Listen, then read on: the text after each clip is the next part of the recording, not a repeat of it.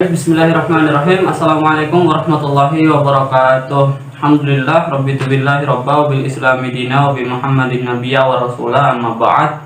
Perkenalkan, nama saya April Mulyanas Arif dengan NIM 2021A1T037 dengan prodi Pendidikan Pancasila dan Kewarganegaraan.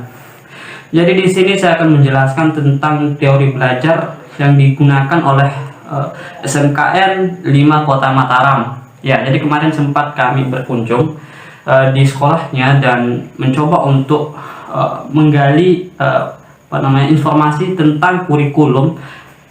Kira-kira kurikulum apa yang mereka pakai, sekaligus menganalisa dan mengamati setiap proses pembelajaran.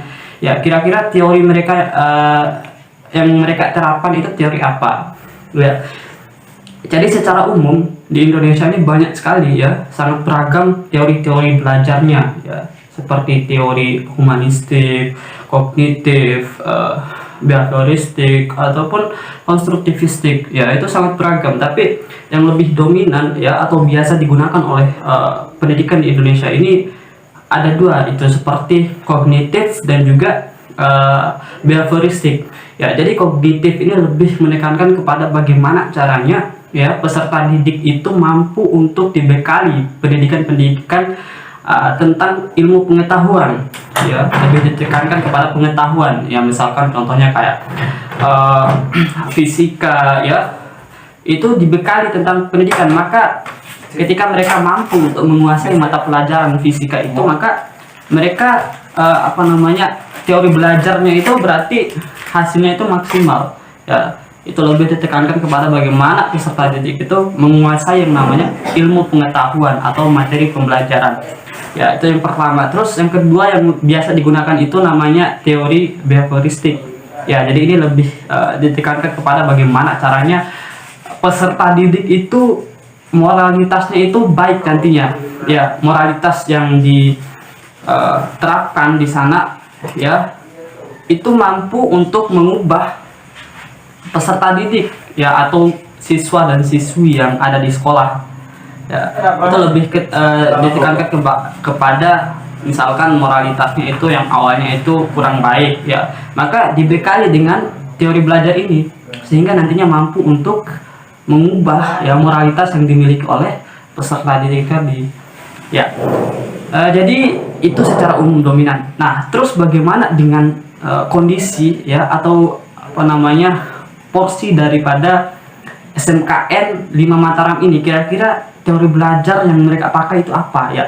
Jadi teori yang mereka implementasikan dalam sekolah itu menurut saya adalah teori kognitif ya. Terbukti pada saat saya masuk ke dalam kelas ya, dan mereka meminta saya untuk sedikit melakukan sebuah edukasi, memberikan sebuah edukasi ya, atau menyuruh saya untuk mengajar. Nah, ini terbukti bahwasanya mereka haus akan ilmu pengetahuan ya. Jadi saya sempat untuk mengajar pada saat itu tentang Pancasila, dan apa yang saya sampaikan ya mereka bisa pahami, sehingga pada saat itu ada interaksi sosial, ada interaksi kami dengan peserta didik pada saat itu ya. Itu terbukti bahwasanya teori yang mereka pakai itu lebih menekankan kepada bagaimana peserta didik itu mampu nantinya ya dibekali ilmu pengetahuan, sehingga mereka merasa dirinya ini haus akan ilmu pengetahuan. Jadi dengan teori belajar ini menjadi relevan bagi mereka ya. Dan juga pada saat itu sempat saya juga bertanya kepada salah satu pihak di sekolah tentang kira-kira yang menjadi kekurangan ya, kira-kira yang menjadi sebuah problem di dalam peserta didik itu sendiri apakah dari moralitas atau ilmu pengetahuan. Jadi mereka menjawab bahwasanya yang mereka lebih kekurangannya itu ya ada pada pengetahuannya ya. Jadi mereka mengambil solusi ya sebagai alternatif daripada mengatasi kurangnya ilmu pengetahuan yang mereka miliki ya, maksudnya yang peserta didik itu miliki ya dengan cara menerapkan teori kognitivistik ya, atau kognitif ya, teori belajar.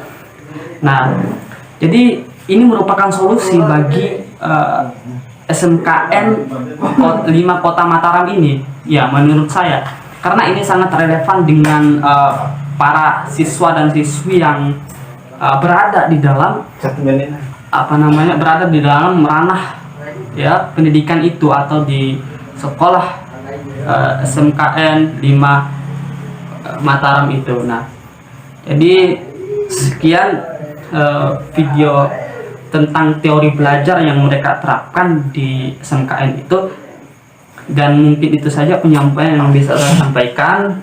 Billahi taufiq wal hidayah. Wassalamualaikum warahmatullahi wabarakatuh.